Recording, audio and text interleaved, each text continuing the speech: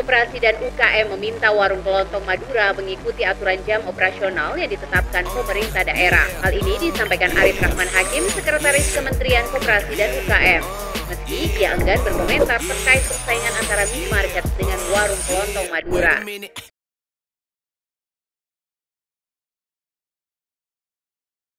Ngomong-ngomong tentang minimarket ya Mas, ini kan yang lagi hot, bahkan ada berita 1 hari yang lalu. Ini nggak tahu ya, Madura itu sebenarnya masuk minimarket atau dia aliansi sendiri? Maksudnya gitu. Nah, Ini cuman di situ pertanyaannya kemarin yang paling hot adalah dia udah mulai dihimbau untuk tidak 24 jam. Sepertinya ada yang mulai terganggu dengan operasional itu. Gimana kalau Mas ya itu? kalau bicara warung Madura itu sebenarnya ini anomali itu dengan hadirnya minimarket waralaba nasional dan itu konsep modern. Sekarang muncul warung-warung Madura dengan konsep konvensional. Kalau kita apa kita kupas minimarket itu sebenarnya kan secara harfiah kan minimarket ya pasar yang kecil gitu. Dan Hmm. itu kalau kita bicara kebutuhan pokok, fast moving consumer good atau FMCG gitu, ya, ada dua konsep. Ini minimarket modern, ini minimarket konvensional. Minimarket modern ada yang waralaba, ada yang mandiri. Kalau Hmm. konvensional itu kelontongan. Hmm. Ciri-cirinya apa? Ciri-cirinya kalau warung kelontong dijaga sendiri, kemudian penataan juga mungkin sekedarnya, meskipun kalau kita bicara konteks warung Madura, penataan juga bagus. Sistem pelayanan itu ada namanya swalayan. Swalayan itu melayani mengambil sendiri itu Hmm. minimarket modern. Kalau masih diambilkan itu masih konvensional gitu. Kemudian menggunakan sistem kasir itu kalau modern, kalau konvensional tidak. Jadi kacamata untuk melihat bahwa si usaha ini modern atau tidak itu ya dari instrumen-instrumen yang saya sampaikan tadi. Berarti Madura itu masuk ke Madura masuk ke konvensional. konvensional. Ya sih, biasanya Madura itu kan juga ya apa ya langsung ya dia ya Ya, interaksinya langsung. langsung, transaksinya langsung, terus kebutuhan semuanya tuh ada dan buka selalu 24 jam kecuali Betul, pas kiamat betul. setengah hari gitu ya. Katanya kan gitu. Nah, itu kan sekarang kan udah banyak nih kayak yang tadi saya pertanyakan itu 24 jam tuh hal yang wajar gitu loh untuk Madura. Bahkan ciri khasnya itu sekarang di setiap warung kelontong udah ada pom mininya juga. Ya, ya. Terus ada alat capit boneka Ya, sebagai ya. penarik itu kan Ah, mereka ah, juga ah. dalam artian udah mulai sadar tentang pentingnya awareness gitu Betul, dari betul. tokonya. Nah, dari situ malah ada himbauan untuk kurang dari 24 jam. Nah, itu gimana itu? Ada minimarket Betul. lokal. Jadi kita Hmm. secara prinsip mendampingi bagaimana minimarket Hmm. lokal itu bisa survive dan berkembang Hmm. atas hadir dan menjamurnya minimarket waralaba nasional. Hmm. Dengan apa? Mendudukkan alur tata kelola atau Hmm. supply chain atau rantai Ya, pasok supply chain. sebagaimana mestinya. Kalau minimarket waralaba nasional itu kan supply chain-nya dari pabrik ke Hmm. distribution center kemudian ke outlet-outlet Masuk mereka. outlet mereka. Kalau minimarket mandiri itu masih dalam tataran supply chain yang runtut. Jadi Hmm. pabrik, kemudian prinsipal masing-masing Hmm. kabupaten kota, distributor, kemudian mungkin grosir. Setelah grosir baru ke retail, baru ke end Hmm. user. Jadi rantai pasoknya R1, R2, R3 berjalan sebagaimana Hmm. mestinya. Dampaknya apa? Dampaknya ketika sebagaimana mestinya putaran uang di satu kabupaten kota itu tinggi. Nah, Hmm. dampak lain adalah bisa mengendalikan laju inflasi karena kapital Hmm. uang yang beredar di masyarakat itu tinggi dan tidak keluar. Nah, tidak keluar kabupaten atau kota gitu. Kita bayangkan, semisal satu contoh di satu kota atau kabupaten itu ada 50 minimarket waralaba nasional dengan omset sehari anggaplah 10 sampai 15 juta. Artinya satu hari kan 750 juta Hmm. kali 1 bulan. Nah, itu kan berapa miliar yang itu terserap langsung ke pusat gitu. Sedangkan kita sebagai pegiat pemberdayaan desa bagaimana apa kedaulatan ekonomi tingkat desa itu diterapkan melalui apa? Melalui BUMDes yang representasi dari Hmm. usaha desa. Nah, kaitannya dengan Madura tadi, kenapa kok warung Madura tadi dihimbau untuk 24 jam? Sebenarnya juga mungkin ada yang gerah atau apa ya, tapi secara prinsip, secara sosiologis juga sebenarnya ketika ada warung Madura 24 jam kan sudah tidak ini membantu untuk menjaga lingkungan di malam hari Iya, betul. sebenarnya. Itu sosiologis. Kemudian teman-teman di warung Madura itu kan juga kalau kulaan kan bukan dari langsung pabrik Langsung kemudian distribution center, tidak, tetap supply chain-nya kan tetap terjaga di grosiran terdekat, konvensional di juga. konvensional gitu. Jadi memang memang itu, dan yang dijual itu fast moving. Ya, Ada produk rokok, minyak, sembako lah, terus kemudian tadi bensin, mm, kemudian untuk mendatangkan orang itu juga sampai ada mesin capit terus boneka ya, lah. Itu sebenarnya secara di masyarakat itu membantu. Tapi kok kita juga nggak tahu apa, loh, kok sampai ini pertimbangannya apa. Tapi yang jelas itu nanti bisa tetap ya di lokal desa, wilayah-wilayah pedesaan atau di satu wilayah itu kan juga kapitalnya berputar di sana banyak ya, sekali. ya, terlebih kan juga kebanyakan warung Madura itu kalau misalkan di daerah kabupaten itu kan juga ada di desa-desa segala Betul. macam gitu ya. Dan otomatis kan dengan adanya warung Madura, ini baru bahas Madura ya karena Iya, iya, belum kelontong yang Jawa gitu. iya, iya. Itu juga membantu kebutuhan dari masing-masing orang yang ada di daerah itu Betul, juga. betul. Nah, ketika itu jam dipotong, otomatis kan rantai pasoknya juga akan berpengaruh kan. Berarti supply dan demand-nya Iya, itu pasti akan berpengaruh betul Mas. betul, betul. Nah, jadinya apakah berpengaruh juga sampai ke desa ketika memang operasional itu akhirnya dibatasi kalau misal itu terjadi gitu. Sebenarnya kalau pembatasan jam itu ya saya pikir nggak perlu ya.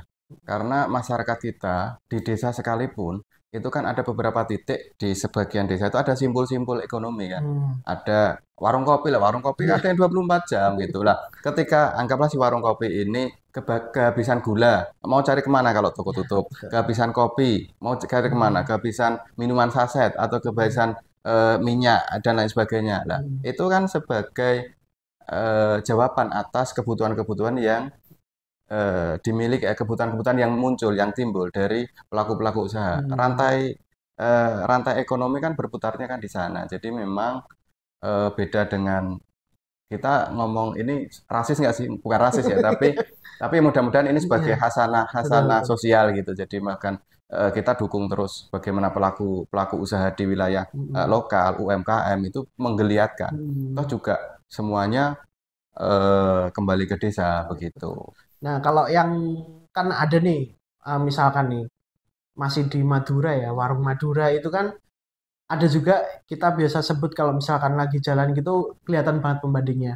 Warung Madura terus sama warung lokal gitu. Ya, ya, Ada di situ di satu tempat. Sebenarnya nih lokal itu kan sama-sama berada di satu kawasan. ya, ya. Dan untuk saat ini kan itu tidak teratur gitu loh. Oke. Kadang bisa bersebelahan, kadang seperti apa. Nah, kalau misalkan dari pandangan desa ini, apakah mereka akan menjadi apa ya, hal yang harus dipisahkan atau memang seperti apa? Harus harus diatur seperti apa supaya memang bisa bersinergi gitu.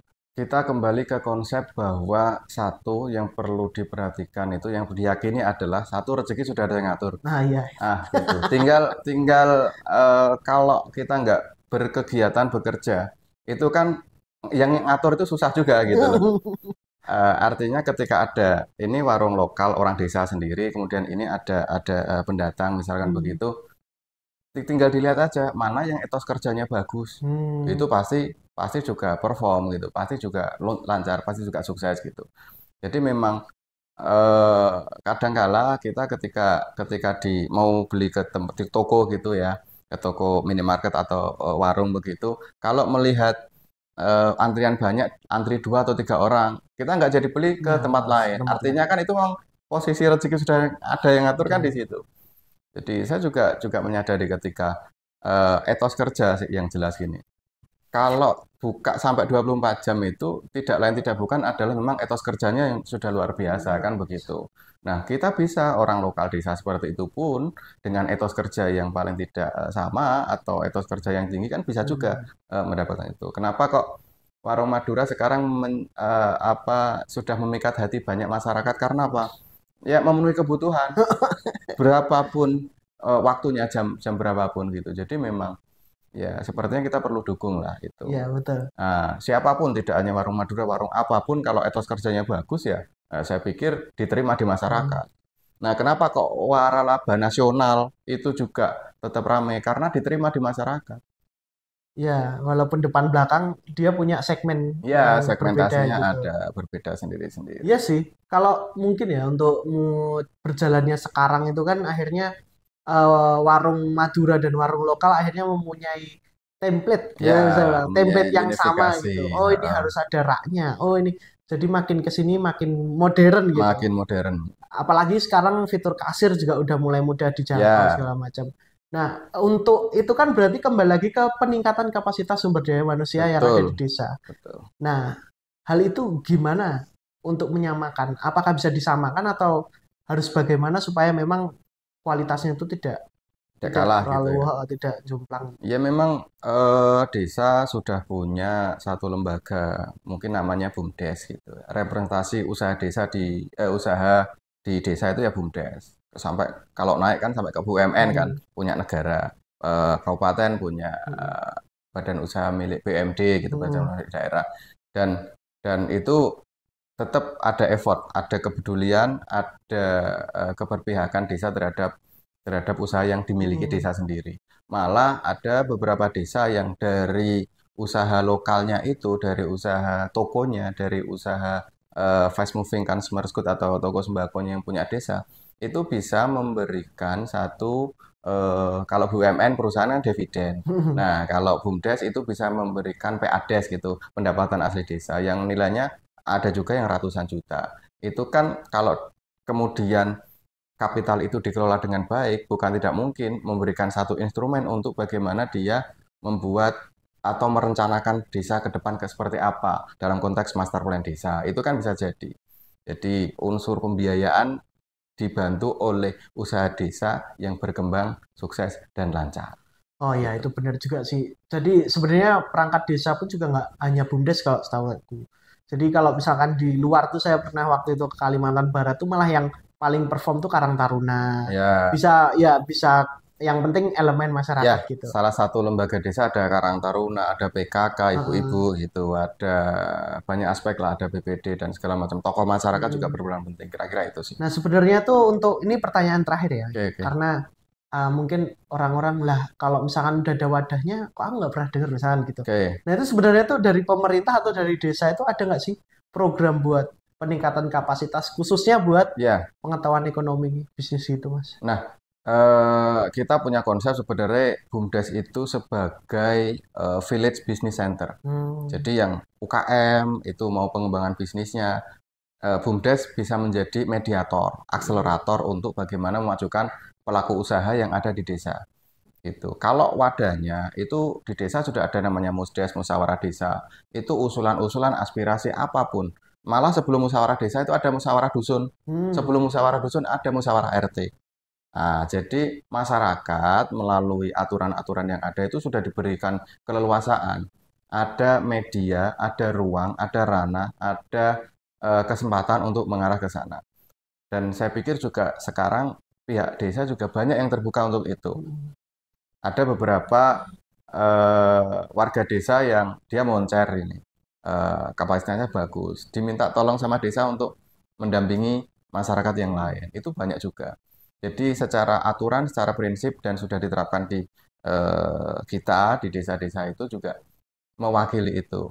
Oke, berarti emang Begitu. harusnya warung lokal ataupun kegiatan ekonomi lokal tuh harusnya nggak kalah ya harusnya Ya, betul. dengan Ya, karena pendatang. kita kita punya punya local wisdom. Satu Nah, kelebihan kita pelaku usaha di lokal itu adalah kita punya kearifan lokal. Begitu. wah itu istimewanya ya. Terus untuk closing statement dari topik yang hits ini, oh ada pertanyaan. Oh, ada Oh ya, ya. pertanyaan Oh dari gitu gitu. eh Oke, Ini oke. kayaknya yang harus dijawab sih kayaknya. oh, Nggak tahu tadi udah tanyakan atau enggak. maksa ya ini. Maksa ya. Kalau tidak Maksa sih ya. coba ada konsepnya. Yes, Nggak gampang. apa-apa. Pokoknya intinya gini, apakah Anda menduga ini ada pihak-pihak lain gitu Iya, yang iya. bermuatan motif tertentu lah Oke. gitu, yang merasa tersaingi dengan Oke. adanya warung Madura Waduh. mungkin atau warung lokal yang lain yang konsepnya bukanya 24 jam itu merasa tersaingi lah karena Oke. di setiap belokan yang pasti ada seperti itu. Ya, ya, ya, ya. Saya tidak berani menduga dan tidak punya kapasitas untuk menjawab itu ranahnya kemana. Tapi secara prinsip ada yang menganggap oh ini transaksional, ada yang menduga ke situ ya boleh-boleh saja. Tapi yang jelas siapapun itu kalau dia punya effort dan etos kerja yang bagus, namanya persaingan bisnis ya ya sah-sah saja gitu. Tapi saya punya keyakinan bahwa itu sebenarnya bukan saingan lah ya. Cuma kebetulan pelaku usaha yang sama, pelaku bisnis di bidang yang sama dengan konsep berbeda. Yang satu mungkin retail modern, yang satu konvensional. Dan sebenarnya semua punya segmentasi pasar masing-masing. Nah, pertanyaannya kalau sekarang orang kita kan malas nih Mas. Malas jalan kaki, malas pergi keluar. Kalau ada yang dekat, ya itu. Maka saya di beberapa titik itu bantu buka dengan menggalakkan apa namanya tagline begini, minimarket lokal itu belanja hemat dekat dengan masyarakat gitu. Artinya tidak perlu berjalan jauh 1 km 500 meter. Kalau ada yang dekat belanja di yang dekat saja. Ada satu tagline juga gebetan gitu Mas. Misalkan gerakan belanja di toko tetangga. Nah, itu kan menarik gitu. Lokal, konten lokal, kemudian toh juga kalau kita ada apa-apa misalkan di kampung ya, di desa, kita ada apa-apa siapa lagi yang bantu secara cepat dan tangkas kalau bukan tetangganya sendiri gitu. Nggak mungkin jauh-jauh gitu. Ya, nanti itu cukup menjadi pertimbangan bahwa pelaku retail lokal, baik itu konvensional atau modern, perlu kita dukung. Nah, Ya bro, emang kita tuh harus menganut prinsip ya yang kayak teman-teman kita Madura. Orang bahkan toko Madura aja berani membuka tokonya di samping SPBU persis plek caket samping itu langsung berarti kan kompetitornya langsung pusat Pertamina. Kan tapi gitu. kembali lagi kan, rezeki sudah ada yang ngatur kan Nah, itu. konsepnya Lah, mau antri malas gitu terus oh di sini aja atau itu sama. ya, oh, Kalau ada disparitas atau perbedaan harga, oh kan karena itu dia kulaan dan sebagainya. Ini wajar keuntungan wajar. Jadi operasional. membeli satu kenyamanan, membeli keleluasaan waktu kan itu. Nah, Daripada antri 10 menit, 15 menit, ngasih keuntungan 1.000, 2.000 perak kepada mereka-mereka kan make sense lah gitu. iya. Jadi masih Betul. oke gitu. Jadi Betul. Itu sistemnya jauh banget itu. Udah modern. Mungkin modern. tokonya sederhana tradisional tapi untuk sistemnya kayaknya modern Dan yang sekali. itu yang jelas semangatnya kan semangat tinggi. Semangatnya. Apapun dia dari semangat tinggi muncul ide-ide gagasan dalam bentuk pola-pola manajemen yang diterapkan di toko-toko teman-teman itu. Oke Mas, tadi Mas menyambung untuk kalimat apa pertanyaan terakhir tentang closing statement terkait dengan hal-hal yang sedang dibincangkan yang kayak seperti tadi jam operasional Kalau Madura kalau jam terakhir. operasional closing statement biarlah masyarakat yang menilai. Kalau itu dirasa bermanfaat, itu akan semakin berkembang juga. Kalau Hmm. itu dirasa tidak bermanfaat, sekarang kok semakin banyak titik-titik. Artinya kan potensi manfaatnya itu kan sudah hampir menyebar dan merata. Begitu Ya, kira-kira. betul, betul. Ya, ya, teman-teman ya, jangan lupa local pride tuh. Minimarket lokal Indonesia. Indonesia. Terima kasih Mas Haris.